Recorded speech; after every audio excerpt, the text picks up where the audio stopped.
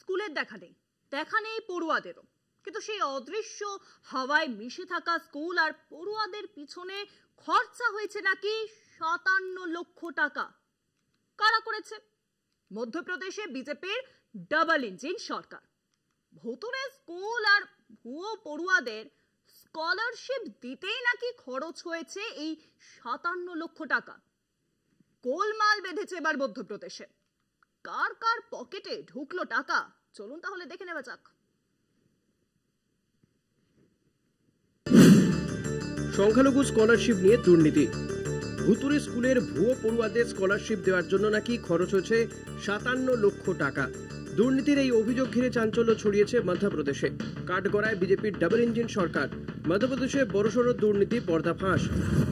ভুয়ো মাদ্রাসা ও সংখ্যালঘু স্কুল থেকে প্রায় 57 লক্ষ টাকা স্কলারশিপ হিসেবে তোলার ঘটনা প্রকাশ্যে এসেছে। দুর্নীতি প্রকাশ্যে আসতেই তুঙ্গে রাজনৈতিক চর্চা। এই দুর্নীতির জন্য বিজেপি শাসিত রাজ্য সরকারের দিকেই আঙুল তুলেছে কংগ্রেস।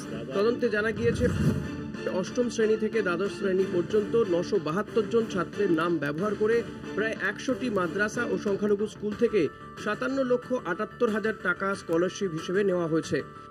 যদিও বাস্তবে এইসব ছাত্র বা স্কুলের কোনো অস্তিত্বই নেই বলে তদন্তে জানা গিয়েছে। স্কলারশিপ কেলেঙ্কারি ঘটনা সবচেয়ে বেশি ঘটেছে ভোপালে। এখনো পর্যন্ত 40টি মাদ্রাসা ও সংখ্যালঘু স্কুলের নামে এফআইআর দায়ের করা হয়েছে। যে ছাত্রদের নাম করে টাকা তোলা হয়েছে তাদের খোঁজেও তল্লাশি চলছে।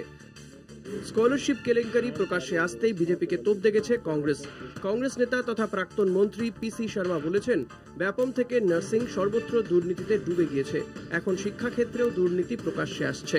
এই নিয়ে তুঙ্গে মধ্যপ্রদেশের রাজনৈতিক চর্চা। কলকাতা টিভি।